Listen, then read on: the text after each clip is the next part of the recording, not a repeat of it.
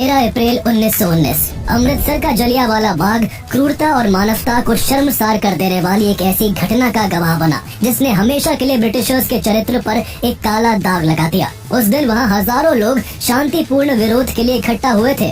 शाम ढल रही थी कि तभी अंग्रेज अधिकारी जनरल रेजिनाल्ड डायर अपने सिपाहियों के साथ यहाँ पहुँचा और बिना कोई चेतावनी दिए शांति से प्रदर्शन कर रहे निहत्थे लोगों पर अंधाधुंध गोलियां चलवा दी।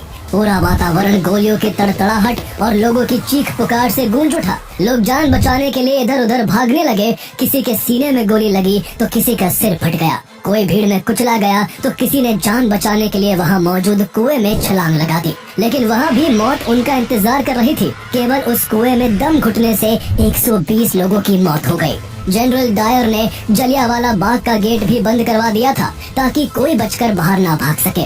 जो लोग दीवार पर चढ़कर जान बचाने की कोशिश कर रहे थे उन्हें भी गोलियों से भून दिया गया। एक के ऊपर एक 10 से 12 शवों का अंबार लगता चला गया। पूरे 10 मिनट तक निहत्थे लोगों पर नॉन स्टॉप गोलियां चलती रही। 10 मिनट बाद जब गोलीबारी थमी तो 1000 से ज्यादा लोग अपनी जान गंवा चुके थे, जबकि इससे 2 गुना ज्यादा लोग गोलियों और भगदड़ के शिकार होकर बुरी तरह से घायल हो चुके थे। इसके बाद अंग्रेजों ने घायलों का इलाज नहीं होने दिया और 1000 से ज्यादा लोगों की लाशों को पूरी रात गिद्धों के खाने के लिए छोड़ दिया।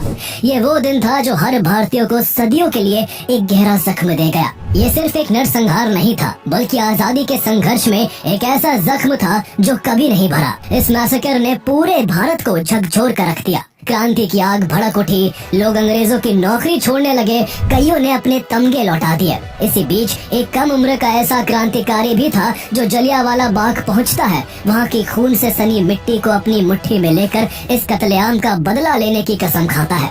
वो 21 सालों तक बदले की आग में जलता रहा और जब मौका हाथ लगा तो उसने अंग्रेजों की धरती पर इस नरसंहार के जिम्मेदार एक अंग्रेज अफसर को मारकर इसका बदला ले लिया।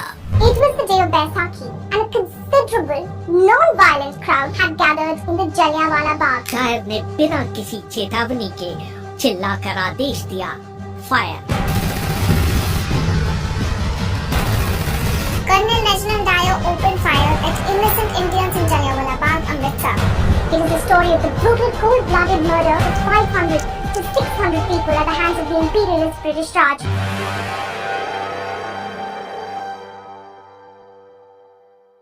वर्ल्ड वॉर 1 के दौरान British government defence of India act 1915 लागू करती है ताकि युद्ध के समय में भारत में उनकी हुकूमत के खिलाफ उठने वाली हर आवाज को आसानी से दबाया जा सके।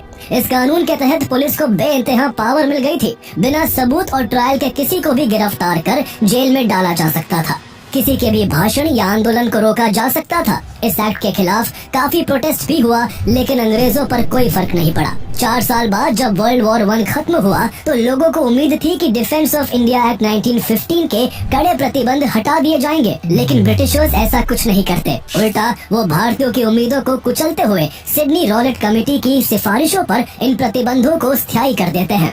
इसके बाद फरवरी 1919 में इंपीरियल लेजिस्लेटिव काउंसिल में रॉलेट एक्ट नामक एक कानून पेश किया जाता है। इसके प्रोविजंस को पढ़कर वहाँ मौजूद इंडियन मेंबर्स इसका जोरदार विरोध करते हैं, लेकिन ब्रिटिशर्स पर इसका कोई असर नहीं होता है और 18 मार्च 1919 को इस कानून को जबरन लागू कर दिया जाता है। इस कानून के तहत सिर्फ शक के आधार पर किसी को भी गिरफ्तार कर 2 साल तक जेल में रखा जा सकता था। पुलिस बिना वारंट के किसी के भी घर में घुसकर तलाशी ले सकती थी। कोई भी क्रांतिकारी गतिविधि होने पर बिना जूरी के मुकदमा चलाया जा सकता था। साथ ही अखबारों पर पाबंदियां लगा दी गई और पब्लिक गैदरिंग्स पर भी रोक लग गई। यानी ये कानून सिर्फ भारतीयों की आवाज को कुचलने के लिए बना था। अंग्रेज एक ऐसा भय का माहौल बनाना चाहते थे कि कोई हिंदुस्तानी उनके खिलाफ बगावत करने की हिमाकत ना कर सके। भारत के फ्रीडम फाइटर्स अंग्रेजों की इस मंशा को समझ चुके थे, इसलिए उन्होंने इसका जोरदार विरोध किया। कानून पास होते ही देश भर में हंगामा मच गया। हर जगह इसके खिलाफ विद्रोह होने लगे। किसी ने इसे काला कानून कहा तो किसी ने नो अपील, नो दलील, नो वकील वाला कानून करार दिया। गांधी जी ने इस कानून के खिलाफ सत्याग्रह का ऐलान कर दिया। उन्होंने कानून के पास होने के 3 हफ्ते बाद 6 अप्रैल 1919 को एक देशव्यापी आंदोलन की शुरुआत की, जिसे रॉलेट सत्याग्रह के नाम से जाना जाता है। इसमें उन्हें राजेंद्र प्रसाद, JB कृपलानी, वल्लभ भाई पटेल, राजगोपालाचारी, जवाहरलाल नेहरू, हकीम अजमल खान, डॉक्टर M.A. अंसारी, स्वामी श्रद्धानंदा और हसन इमाम जैसे बड़े नेताओं का भी समर्थन मिला। बड़े बड़े नेताओं के सुर से सुर मिलाते हुए आम लोग भी इस आंदोलन का हिस्सा बन गए। देश भर में विरोध प्रदर्शन शुरू हो गए, हड़ताल होने लगी, दुकानें बंद हो गई, लोगों ने काम पर जाना बंद कर दिया। जगह जगह इस कानून के खिलाफ सभाएं आयोजित की जाने लगी। स्टूडेंट्स ने स्कूल और कॉलेजों का बहिष्कार कर दिया। इससे देश में लगभग बंद जैसी स्थिति उत्पन्न हो गई।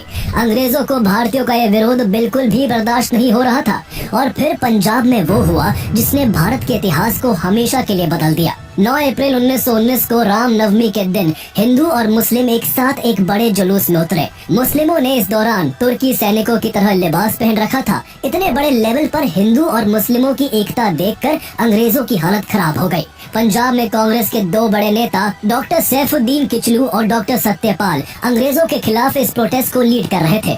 इसलिए अगले ही दिन 10 अप्रैल 1919 को अंग्रेजों ने डॉक्टर सैफुद्दीन किचलू और डॉक्टर सत्यपाल को गिरफ्तार कर जेल में डाल दिया। इसी बीच गांधी जी ने भी पंजाब के हालात का जायजा लेने के लिए मुंबई से पंजाब आने का फैसला किया। इस खबर को सुनकर ब्रिटिशर्स ने उनके पंजाब में घुसने पर रोक लगा दी, लेकिन गांधी जी इस पाबंदी को नजरअंदाज करते हुए ट्रेन से पंजाब के लिए निकल पड़े। जैसे ही उनकी ट्रेन दिल्ली के पास पलवल रेलवे स्टेशन पहुंची, अंग्रेजों ने उन्हें अरेस्ट कर लिया। 2 दिन के भीतर 3 बड़े नेताओं की गिरफ्तारी के बाद पंजाब में विद्रोह और भी भड़क उठा। 10 अप्रैल को ही अपने नेताओं की रिहाई की मांग को लेकर करीब 50,000 लोगों ने सिविल लाइंस तक एक विशाल मार्च निकाला। इस दौरान प्रदर्शनकारियों की अंग्रेजी सैनिकों से मुठभेड़ भी हुई। सैनिकों ने भीड़ को कंट्रोल करने के लिए फायरिंग शुरू कर दी, जिससे गुस्से में आकर प्रोटेस्टर्स ने भी कई अंग्रेजों की जान ले ली और सरकारी संपत्ति को भी नुकसान पहुंचाया। गुस्साई भीड़ जब शहर वापस लौटी तो उसने रास्ते में एक अंग्रेज missionary teacher miss Marcela Sherwood को घेर लिया और उन पर हमला कर दिया। वो बुरी तरह घायल हो गई, लेकिन किसी तरह पास के कुछ लोकल लोगों ने उन्हें बचाकर सुरक्षित जगह पहुंचा दिया। ब्रिटिश सरकार लोगों के बढ़ते विद्रोह से आग बबूला हो गई। उसी दिन जालंधर में तैनात जनरल डायर को इन हिंसक घटनाओं को कंट्रोल करने के लिए तुरंत अमृतसर पहुंचने का आदेश दिया गया। अमृतसर में भारी संख्या में आर्मी की तैनाती कर दी गई और पूरे पंजाब में मार्शल लॉ लागू कर दिया गया। मार्शल लॉ ने पंजाब की स्थिति को और भी नाजुक बना दिया। अब अमृतसर एक आग के ढेर पर बैठा हुआ शहर था। लोग गुस्से में थे और अंग्रेज हिंसा पर उतारू थे। 2 दिन बाद बैसाखी का त्योहार आने वाला था। अमृतसर के लोग इस अवसर पर जलियांवाला बाग में इकट्ठा होकर एक शांतिपूर्ण सभा करने का फैसला करते हैं। 13 अप्रैल 1919 को बैसाखी के दिन अमृतसर के जलियांवाला बाग में अंग्रेजों की दमनकारी नीतियों और डॉक्टर सैफुद्दीन किचलू और डॉक्टर सत्यपाल की गिरफ्तारी के विरोध में एक सभा आयोजित की गई, जिसमें कुछ नेता भाषण देने वाले थे। शहर में कर्फ्यू लगा हुआ था, फिर भी वहां लोगों का आना जारी रहा और दोपहर तक उनकी संख्या लगभग 15,000 तक पहुंच गई। इसमें सैकड़ों लोग ऐसे भी थे जो बैसाखी के मौके पर अपने परिवार के साथ मेला देखने और शहर घूमने आए थे, लेकिन जब उन्हें शांतिपूर्ण सभा की खबर मिली तो वो भी जलियांवाला बाग पहुंच गए। जलियांवाला बाग अमृतसर में गोल्डन टेम्पल के बेहद करीब 6.5 एकड़ में फैला एक पब्लिक गार्डन है, जो चारों ओर से ऊंची ऊंची दीवारों से घिरा था। उस समय जलियांवाला बाग के अंदर जाने और बाहर निकलने के लिए सिर्फ एक नैरो रास्ता था। यहाँ एक कुआं भी था जिससे राहगीर अपनी प्यास बुझाते थे। कुएं के आसपास काफी लोग बैठे थे, लेकिन उन्हें ये नहीं पता था कि कुछ ही पलों में ये कुआं उनकी मौत की गवाही बनने वाला है। उस समय रॉलेट एक्ट के तहत पब्लिक गैदरिंग कानूनी जुर्म था और मार्शल लॉ के बाद अंग्रेज सरकार इसे सख्ती से लागू करवा रही थी। जैसे ही इतने लोगों की एक साथ इकट्ठा होने की खबर जनरल डायर तक पहुंची, वो गुस्से से तिलमिला उठा। उसकी आंखों में हिंदुस्तानियों के प्रति नफरत की आग सुलग उठी। वो तुरंत अपने 90 हथियारबंद सैनिकों के साथ जलियांवाला बाग की ओर कूच कर गया। कुछ देर बाद जब जलियांवाला बाग में लोग शांति से विरोध प्रदर्शन कर रहे थे, तभी अचानक उन्हें अपने ऊपर एक अजीब सी आवाज सुनाई दी। एक हवाई जहाज बाघ के ऊपर नीची उड़ान भरते हुए चक्कर काट रहा था। डायर ने यह हवाई जहाज वहाँ मौजूद लोगों की संख्या जानने के लिए तैनात किया था, लेकिन जब तक लोग कुछ समझ पाते तब तक जनरल डायर भी अपने सिपाहियों के साथ वहाँ पहुँचा। यहाँ पहुँचने के साथ ही उसने एग्जिट गेट को बंद करवा दिया। जनरल डायर के इस आदेश से अब जलियांवाला बाग एक विशाल पिंजरे में तब्दील हो चुका था, जहाँ अब से कुछ देर बाद मौत का एक भयानक खेल खेला जाना था। जहाँ 40 सिपाही बाग के बाहर तैनात थे, तो वही अंदर 25 गोरखा और 25 बलूच सैनिकों में से आधों ने बैठकर और आधों ने खड़े होकर पोजीशन ले ली। इसके बाद डायर ने लोगों को चेतावनी देना भी जरूरी नहीं समझा और बिना एक सेकंड गवाए उसने अपने सिपाहियों को निहत्थे प्रदर्शनकारियों पर अंधाधुंध गोली चलाने का आदेश दे दिया। सिपाहियों ने बिना झिझक के उसके आदेश का पालन किया। पल भर में जलियांवाला बाग गोलियों की तड़तड़ाहट से गूंज उठा। अचानक हुए इस हमले ने लोगों को संभलने का मौका तक नहीं दिया। कुछ ही पलों में वहाँ चीख पुकार और हाहाकार मच गया। लोग जान बचाने के लिए इधर उधर भागने लगे, लेकिन चारों ओर ऊंची दीवारें थी जिन पर अंग्रेजी दरिंदे तैनात थे, जिससे उन्हें भागने का कोई रास्ता नहीं मिला। चारों तरफ लोग मरकर और घायल होकर गिरने लगे। घुटने के बल बैठे हुए सैनिक चुन चुन कर निशाना लगा रहे थे। डायर ने हुक्म दिया कि वो अपनी बंदूकें रीलोड करे और उस तरफ फायरिंग करे जिधर सबसे ज्यादा भीड़ है। किसी की आंख में गोली लगी तो किसी की आंतड़ियां बाहर आ गई। लोग डर कर हर दिशा में भागने लगे, लेकिन उन्हें बाहर जाने का कोई रास्ता नहीं मिला। लोग सकरी गली के एंट्री गेट पर जमा होकर बाहर निकलने की कोशिश करने लगे, लेकिन डायर के सैनिक उन पर भी अंधाधुंध गोलियां चलाने लगे, जिससे वहां पर भी लाशें गिरने लगी और एक के ऊपर एक 10 से 12 शवों का अंबार लगता चला गया। वहाँ हवा में केवल लोगों के भागने की वजह से पैदा हुई धूल और उनके शरीर में लगी गोली की वजह से निकला खून था। लेकिन डायर के दिल में ना कोई दया थी, ना कोई पछतावा। उसका सिर्फ एक मकसद था, बेरहमी से हिंदुस्तानियों की जान लेकर उन्हें सबक सिखाना। गोलियों की गड़गड़ाहट ने शांतिपूर्ण सभा को खून से भर दिया था। भयंकर अफरा तफरी मची हुई थी। गोलियों की बौछार से बचने के लिए जिसे जहाँ जगह मिली वो वहाँ छिपने की कोशिश कर रहा था। घबराए लोगों ने जान बचाने के लिए कुएं में भी छलांग लगाना शुरू कर दिया, लेकिन कुएं में कूदना भी उनके लिए मौत से बचने का रास्ता नहीं था। आखिर वो कब तक तैर पाते। दम घुटने से उनकी मौत होने लगी और जल्दी ही ये कुआं मौत का कुआं बन गया। देखते ही देखते कुआं 100 से भी ज्यादा लाशों से पट गया। लेकिन डायर की क्रूरता थमने का नाम नहीं ले रही थी। उसकी क्रूर आंखें खून से रंगे जलियांवाला बाग को देखती रही, मानो वह निर्दोष लोगों की लाशों का उत्सव मना रहा हो। डायर के एक साथी अफसर ने उसकी कमीज को हिलाया कि अब बहुत हो चुका, इस मौत के खेल को रोक दो, लेकिन डायर ने उसे नजरअंदाज कर दिया। गोलियां चलना बस तब रुकती जब सैनिकों को अपनी राइफलें फिर से लोड करनी होती। डायर खुद दौड़ दौड़ कर उस तरफ फायरिंग करने का हुक्म दे रहा था जहां ज्यादा लोग जमा थे। लोग चाहे पीपल के तने के पीछे छिपने की कोशिश करते या दीवार को लांघ कर जान बचाने की कोशिश करते, बंदूकों की नालें डायर के हुक्म पर उनकी तरफ मुड़ जाती और फौरन गोली बंदूक से निकलकर उनकी जान ले लेती। हर गोली के साथ किसी का सीना फटता, किसी का सिर चूर चूर हो जाता तो किसी का शरीर छलनी हो जाता। मासूम और बेगुनाह लोग गोली खाकर जमीन पर गिर पड़ते और फिर कभी नहीं उठते। बाग की धरती खून से लथपथ हो गई थी। भगदड़ के कारण सैकड़ों लोग भागते लोगों के पैरों के नीचे आ गए और कुचलकर अपनी जान गंवा बैठे। 10 मिनट तक बाग में मौत का तांडव बदस्तूर चलता रहा। डायर ने फायरिंग तब रोकी जब उसको लगा कि सैनिकों के पास बहुत कम गोलियां बची हैं। इस दौरान पूरे 1650 राउंड गोलियां दागी गई, जिनके निशाने पर आकर करीब 1000 बेगुनाह लोग मारे जा चुके थे, जबकि 2000 से ज्यादा लोग बुरी तरह से घायल होकर जिंदगी और मौत के बीच झूल रहे थे। एक लोकल डॉक्टर का 13 साल का बेटा मदन मोहू अपने दोस्तों के साथ खेलने रोज जलियांवाला बाग जाया करता था। इस गोलीबारी में गोली उसकी खोपड़ी पर जाकर लगी और वो मासूम अपनी जिंदगी खो बैठा। ऐसे सैकड़ों बच्चे डायर की क्रूरता का शिकार हो गए थे। कितने बच्चे ऐसे थे जो केवल 5 या 6 महीने के थे, जिन्हें चलना भी नहीं आता था। वो मासूम भी अपने पिता, चाचा या दादा के साथ अपनी जिंदगी गंवा बैठे थे। जैसे ही फायरिंग रोकने का आदेश दिया गया, सैनिक उतनी ही तेजी से बाहर चले गए जिस तेजी से वो अंदर आए थे। डायर ने एक नजर उस खूनी मंजर पर डाली, जैसे वो अपने किए का जायजा ले रहा हो। फिर वो उछलकर अपनी गाड़ी में बैठा और राम बाग की ओर बढ़ गया। उसके सैनिक, जिनके हाथ अभी भी निर्दोषों के खून से सने थे, उसके पीछे पैदल तेजी से मार्च करते हुए चल पड़े। डायर शाम 6:30 बजे के आसपास अपने कैंप पहुंचा और उसने पूरे शहर की बिजली और पानी को कटवा दिया। पूरी रात जलियांवाला बाग में घायल लोगों को भी कोई डॉक्टरी सहायता नहीं दी गई, न ही लोगों को अपने मृतकों और घायलों को मैदान से बाहर ले जाने की इजाजत थी। शहर में पूरी तरह एक भयानक सन्नाटा छाया हुआ था। जलियांवाला बाग के घायल धीरे धीरे दम तोड़ रहे थे और पूरा शहर मौत के इस खेल का मूक गवाह बना हुआ था। रात 10 बजे डायर ने शहर का एक बार फिर दौरा किया, ये देखने के लिए कि लोगों के घर से बाहर ना निकलने के उसके आदेश का पालन हो रहा है या नहीं। आखिर इससे ज्यादा क्रूरता की बात और क्या हो सकती थी कि बाग में घायल लोग तड़प रहे थे, मर रहे थे, लेकिन उनके अपने भी उनकी मदद करने के लिए बाहर तक नहीं आ सकते थे। लेकिन किसी तरह रतन देवी हिम्मत करके अपने पति को ढूंढते हुए जलियांवाला बाग आ जाती है।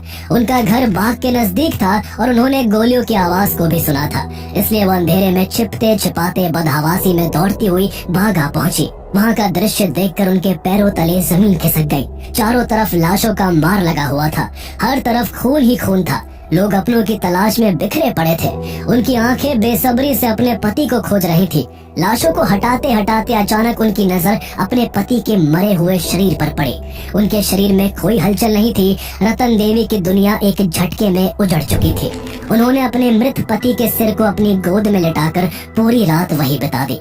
उन्होंने एक हाथ में डंडा पकड़ रखा था ताकि खून की बू सूंघकर वहाँ पहुँचने वाले जंगली जानवर उनके पति की लाश को खा ना जाए। इसी बीच उनकी नजर एक 12 साल के लड़के पर पड़ी जो पास ही घायल पड़ा था। उसके शरीर से खून बह रहा था। रतन देवी ने कांपते हुए पूछा, बेटा तुझे कोई कपड़ा उड़ा दूं? लड़के ने दर्द भरी आवाज में कहा, नहीं, बस मुझे छोड़कर मत जाना। रतन देवी की आंखें भर आई। थोड़ी देर बाद लड़के ने कांपते हुए कहा, मुझे पानी चाहिए। रतन देवी ने इधर उधर देखा, लेकिन बाग में अब पीने के लिए एक बूंद भी पानी नहीं बचा था। जो कुआं था वो लाशों से भरकर खून से लाल हो चुका था। उन्होंने लड़के का हाथ थामे रखा, लेकिन धीरे धीरे उसकी सांसें धीमी पड़ने लगी और फिर एकदम शांत हो गई।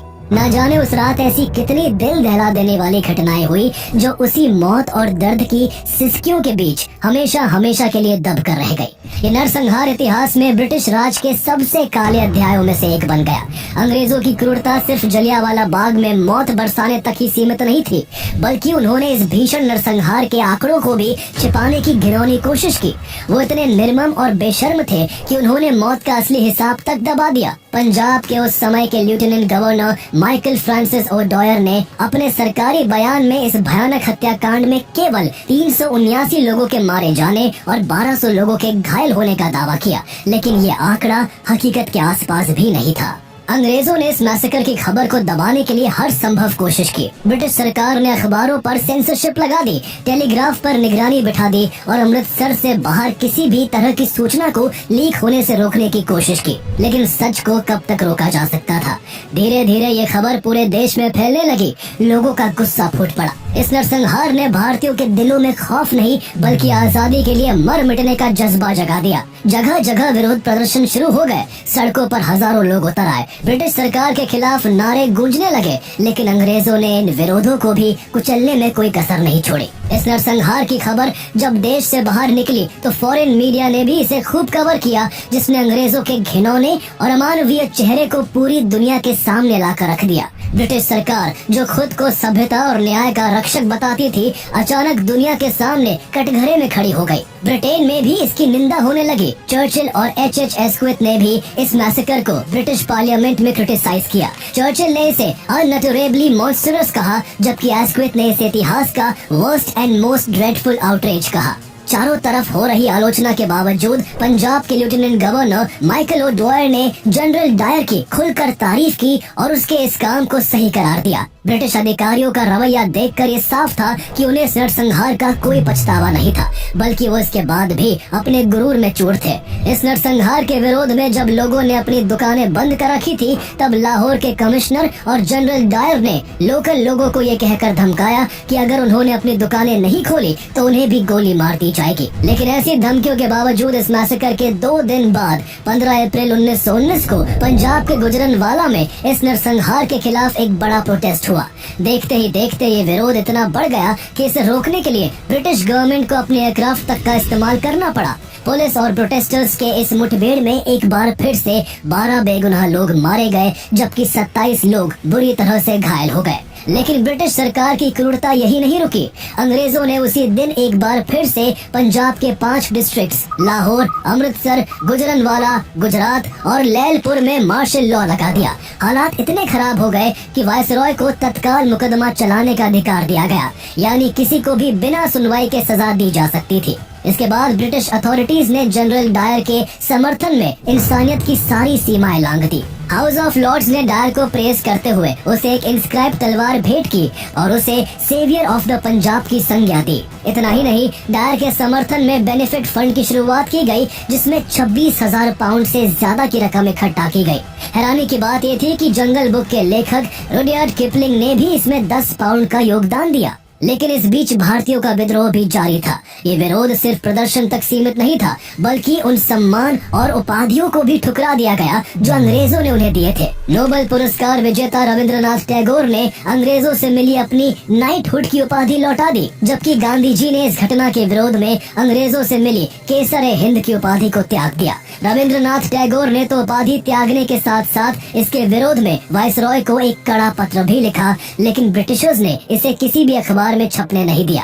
विरोध में सर शंकरन नायर, जो ब्रिटिश वायसरॉय की एग्जीक्यूटिव काउंसिल के एकमात्र भारतीय सदस्य थे, उन्होंने भी अपने पद से इस्तीफा दे दिया। इसके अलावा अंग्रेजी हुकूमत के अंडर काम करने वाले और भी कई छोटे बड़े अधिकारियों ने अपनी नौकरी से रिजाइन कर दिया। मोतीलाल नेहरू समेत देश के सब बड़े नेताओं ने जलियांवाला बाग मैसेकर के लिए ब्रिटिश गवर्नमेंट को जमकर घेरना शुरू कर दिया। इस तरह देश और दुनिया में हो रहे भारी विरोध के बाद आखिरकार ब्रिटिश सरकार को कदम उठाने पड़े। 14 अक्टूबर 1919 को इस मैसेकर की जांच के लिए डिसऑर्डर्स इंक्वायरी कमेटी का गठन हुआ। इस कमीशन की अध्यक्षता लॉर्ड विलियम हंटर ने की थी, इसलिए इसे हंटर कमीशन के नाम से भी जाना गया। इस कमीशन में करीब 20 मेंबर्स थे, जिनमें कुछ भारतीय भी शामिल थे। हफ्तों तक गवाहों के बयान दर्ज किए गए। फिर 19 नवंबर 1919 को जनरल डायर हंटर कमीशन के सामने पेश हुआ। इतना कुछ हो जाने के बावजूद उसे जरा सा भी पछतावा नहीं था और वह अपने घिनौने काम को सही ठहराता रहा। लेकिन हंटर कमीशन ने उसे दोषी मानते हुए अपनी रिपोर्ट में उसे बेनकाब कर दिया। कमीशन ने अपनी रिपोर्ट में कहा कि डायर ने अपनी पावर का मिसयूज किया था। उस दिन भारतीय लोग ब्रिटिश रूल को ओवरथ्रो करने के लिए कोई षड्यंत्र नहीं रच रहे थे, बल्कि वो शांति पूर्वक प्रदर्शन कर रहे थे। वहाँ मौजूद लोग निर्दोष थे और इस नरसंहार ने भारत में ब्रिटिश रूल की छवि को गहरा धक्का पहुँचाया है। कमीशन ने डायर को उसके पद से हटा दिया, लेकिन 1000 से ज्यादा लोगों की जान लेने के लिए उस पर कोई सीरियस पेनल्टीज नहीं लगाई। ब्रिटिश सरकार ने भले ही उसे बचा लिया, लेकिन कुदरत ने उसे नहीं छोड़ा। जलियांवाला बाग मैसेकर के ठीक 8 साल बाद 23 जुलाई 1927 को जनरल डायर की ब्रेन हेमरेज की वजह से मौत हो गई। इस बीच एक ऐसा ब्रिटिश ऑफिसर भी था जिसे इस मैसेकर का असली मास्टरमाइंड माना जाता है, और हैरानी की बात ये थी कि उसे इसके लिए उसके पद से भी नहीं हटाया गया। ये अफसर कोई और नहीं बल्कि उस वक्त पंजाब का लेफ्टिनेंट गवर्नर माइकल ओडॉयर था, जिसने कदम कदम पर इस हत्याकांड को उचित ठहराया था। उसकी नजर में भारत के लोग कीड़े मकोड़े के समान थे। उसका हमेशा से मानना था कि भारतीय लोगों में नस्लीय कमी है और वो कभी खुद शासन नहीं कर सकते। वो बहुत ही आसानी से इस हत्याकांड को उकसाने और सही ठहराने के बाद भी बचता जा रहा था। इसलिए 4 सितंबर 1920 को लाला लाजपत राय ने माइकल ओडॉयर के खिलाफ ब्रिटिश सरकार को एक 12 पॉइंट चार्जशीट सौंपी, जिसमें माइकल ओडॉयर को जलियांवाला बाग मैसेकर का असली खलनायक बताया गया। लेकिन ब्रिटिश सरकार ने इसे नजरअंदाज कर दिया। 2 साल बाद 1922 में शंकरन नायर ने अपनी बुक गांधी एंड एनार्की में लिखा कि जलियांवाला बाग जैसी क्रूर घटनाओं के पीछे माइकल ओडॉयर का भी हाथ था। इस सच्चाई से बौखलाकर माइकल ओडॉयर ने शंकरन नायर पर डेफेमेशन का केस कर दिया और कोर्ट ने नायर को 500 पाउंड का हर्जाना भरने का आदेश दे दिया। इस तरह माइकल ओडॉयर को कभी भी उसके अपराधों के लिए आधिकारिक रूप से दोषी नहीं ठहराया गया। ब्रिटिश सरकार उसे बचाने की पूरी कोशिश करती रही और वो आराम से अपनी नौकरी पूरी करके इंग्लैंड लौट गया। इंग्लैंड पहुंचने के बाद भी वो वहां पब्लिक मीटिंग्स में जलियांवाला बाग मैसेकर को सही ठहराता रहा। ऐसे में भारत के कुछ ऐसे भी वीर सपूत थे जिन्होंने ठान लिया था कि भले ही अंग्रेज जलियांवाला बाग हत्याकांड के दोषियों को कोई सजा ना दे, पर वो खुद उनकी हत्या करके इसका बदला लेंगे। इनमें से एक थे शहीद ए आजम भगत सिंह, जिनकी वीरता की कहानियां पूरे भारत में प्रचलित है। उस समय भगत सिंह केवल 12 साल के थे। उन्होंने जैसे ही इस घटना के बारे में सुना, वो पैदल ही जलियांवाला बाग बाग पहुँचे। वहाँ उन्होंने खून से सनी हुई मिट्टी उठाई और कसम खाई कि वो अंग्रेजी हुकूमत को भारत से उखाड़ फेंकेंगे। आगे उन्होंने अपने हिस्से का काम भी किया और इतिहास के पन्नों पर अमर हो गए। लेकिन इसी बीच एक और वीर सपूत थे जो जलियांवाला बाग के दोषियों को उनके अंजाम तक पहुंचाने का संकल्प ले चुके थे। उनका नाम था सरदार उधम सिंह।